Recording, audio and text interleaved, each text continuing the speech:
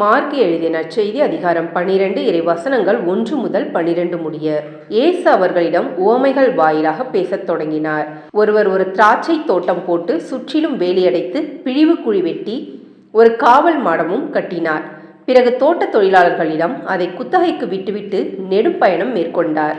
பருவ காலம் வந்ததும் அத்தோட்ட தொழிலாளர்களிடமிருந்து திராட்சை பழங்களை பெற்று வருமாறு ஒரு பணியாளரை அவர் அனுப்பினார். ஆனால் அவர்கள் அவரை பிடித்து நையப்புடைத்து வெறுங்கையராய் அனுப்பினார்கள். மீண்டும் அவர் வேறொரு பணியாளரை அவர்களிடம் அனுப்ப அவரையும் அவர்கள் தலையில் அடித்து அவமதித்தார்கள். அவர் மேலும் ஒருவரை அனுப்ப அவரையும் கொலை செய்தார்கள். அவர் வேறு பலரையும் அனுப்பினார். அவர்களுள் சிலரை நையப்புடைத்தார்கள், சிலரை கொன்றார்கள். இன்னும் எஞ்சியிருந்தவர் ஒருவரே. அவர் அவருடைய அன்பு மகன்.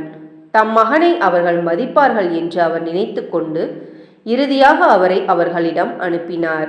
அப்பொழுது அத்தோட்ட தொழிலாளர்கள், இவன்தான் சொத்துக்கு உரியவன், வாருங்கள் நாம் இவனை கொன்று போடுவோம், அப்போது சொத்து நமக்கு உரியதாகும் என்று தங்களிடையே பேசிக்கொண்டார்கள்.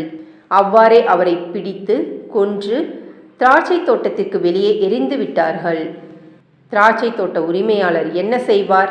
அவர் வந்து அத்தொழிலாளர்களை ஒழித்துவிட்டு திராட்சை தோட்டத்தை வேறு ஆள்களிடம் ஒப்படைப்பார். கட்டுவோர் புறக்கணித்த கல்லே கட்டடத்துக்கு மூளைக்கல் ஆயிற்று. ஆண்டவரால் நிகழ்ந்துள்ள இது நம் கண்களுக்கு வியப்பாயிற்று என்னும் மறைநூல் வாக்கை நீங்கள் வாசித்தது இல்லையா என்று அவர் கேட்டார்.